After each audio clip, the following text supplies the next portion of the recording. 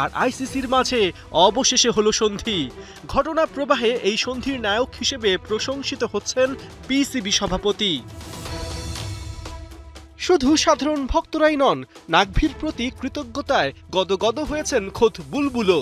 দেশে ফিরেই নাকভিকে যেমন প্রশংসায় ভাসান, তেমন ক্রিকেটের স্বার্থে ভারতের সাথে ম্যাচ খেলার অনুরোধ করেন। কিন্তু প্রশ্ন হলো, ক্রিকেটের স্বার্থ বোঝা বুলবুল বাংলাদেশের স্বার্থ ঠিকঠাক রক্ষা করতে পেরেছেন তো? লাহোর বৈঠকের পর আইসিসির দেয়া একটা প্রেস রিলিজেই নজর দেয়া যাক, যেখানে লেখা আছে বিশ্বকাপ না খেলায় কোনো জরিমানা বা শাস্তি হচ্ছে না বাংলাদেশের। আবারও ভালো করে পড়ুন আইসিসি কি বলছে, কোনো জরিমানা বা শাস্তি হচ্ছে না বাংলাদেশের। কথা হলো, জরিমানা বা শাস্তি কখন হয়? নিশ্চয়ই অন্যায় বা ভুল করার জন্য। তাহলে এবারের বিশ্বকাপ না খেলে বাংলাদেশ কি অন্যায় করেছে? দেশপ্রেম, আত্মমর্যাদা, নিরাপত্তার সাথে কম্প্রোমাইজ না করাই কি বাংলাদেশের ভুল ছিল, যেটা আইসিসি ক্ষমা করে দিল? হ্যাঁ, আইসিসির এই শুভঙ্করের ফাঁকিকেই বাংলাদেশ ক্রিকেট বোর্ড জয় হিসেবে দেখছে, যেখানে আদৌতে বাংলাদেশকে নিয়ে আইসিসির দৃষ্টিভঙ্গির কোনো পরিবর্তনই হয়নি। উল্টো দিকে আসল জয়টা নীরবে পকেটে পুরেছেন পাকিস্তানের ঝানু রাজনীতিবিদ মহসিন নাকভি। বাংলাদেশকে সামনে রেখে একদিকে জয় শাহকে নাক্কানি চুবানি খাইয়েছেন, অন্যদিকে ঠিকই ভারতের সাথে ম্যাচও খেলছেন। গোটা বিষয়টাকে পাকিস্তানের নাটক হিসেবে অভিহিত করেছেন বিরাট কোহলির সাবেক কোচ রাজকুমার শর্মা।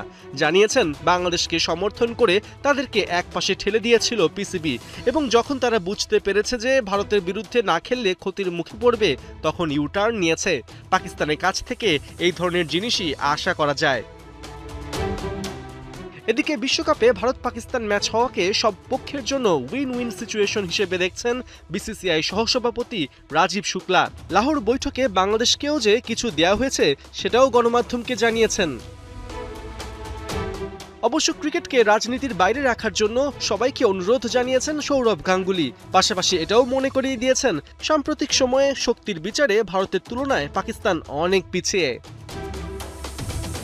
সব মিলিয়ে এখন পরবর্তী এফটিপির অপেক্ষা, যেখানে দুটো জিনিসে বাংলাদেশের নজর থাকবে। প্রথমত, আইসিসি তার কথা রেখেছে কিনা, দ্বিতীয়ত বড় দলগুলোর সাথে সিরিজে কোনো কম্প্রোমাইজ করা হয়েছে কিনা। একটা ম্যাচের জন্য আটকে ছিল পুরো টি-20 বিশ্বকাপ।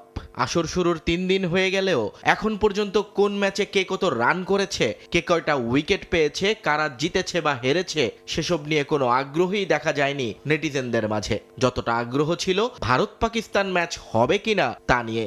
আর হবেই বা না কেন, এই এক ম্যাচেই যে নির্ভর করছিল আইসিসির বর্তমান আর ভবিষ্যৎ।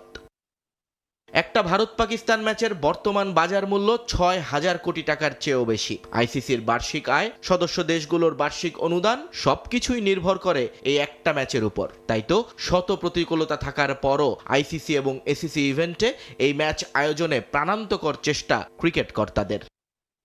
ইসলামাবাদ থেকে এক টুইটে এখন বদলে গেছে সব। আইসিসি থেকে এসএলসি সব জায়গায় স্বস্তির আবহ। ক্রিকেট বোদ্ধাদের মতে টুর্নামেন্টটাকেই বাঁচিয়ে দিয়েছে পাকিস্তান। না হলে বিশাল অঙ্কের এই ক্ষতি মাথায় নিয়ে ভবিষ্যতের পথ চলা কঠিন হয়ে যেত ক্রিকেটের নিয়ন্ত্রক সংস্থার জন্য। 174 মিলিয়ন মার্কিন ডলার লোকসানের হাত থেকে মুক্তি পেয়েছে আইসিসি। যদিও এই সিদ্ধান্তের সবচেয়ে বড় সুবিধাভোগী শ্রীলঙ্কা ক্রিকেট বোর্ড, কারণ পাকিস্তান সরকারের টুইটের পর থেকেই হু হু করে বাড়ছে কলম্বোর বিমান টিকিটের দাম। গত সপ্তাহেও যা ছিল নিম্নমুখী তা এখন ধরা ছোঁয়ার বাইরে। শুধু কি তাই, কলম্বোর তারকামানের হোটেলগুলোতেও এখন আনন্দের পরিবেশ।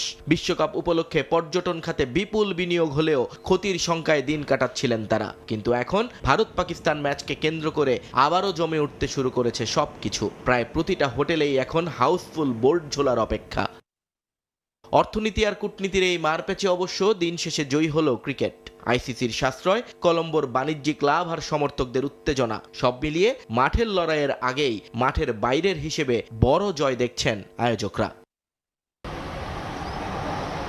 এক বৈঠক নিয়ে কত জল্পনা কল্পনা। রাতের আধারে বোর্ড পরিচালকদের না বলেই পাকিস্তান উড়াল দেন আমিনুল ইসলাম বুলবুল। শুধু জানা যায় আইসিসির সঙ্গে জরুরি বৈঠকে বসতে যাচ্ছেন তিনি। সকালে পাকিস্তান গণমাধ্যম জানায় লাহোরে মহসিন নাকভির সঙ্গে বৈঠকে বসেছেন বুলবুল। সেখানে আবার যোগ দিয়েছিলেন আইসিসির ডেপুটি চেয়ারম্যান ইমরান খাজা। ভিডিও কলে ছিলেন প্রধান নির্বাহী সংযোগ গুপ্তা।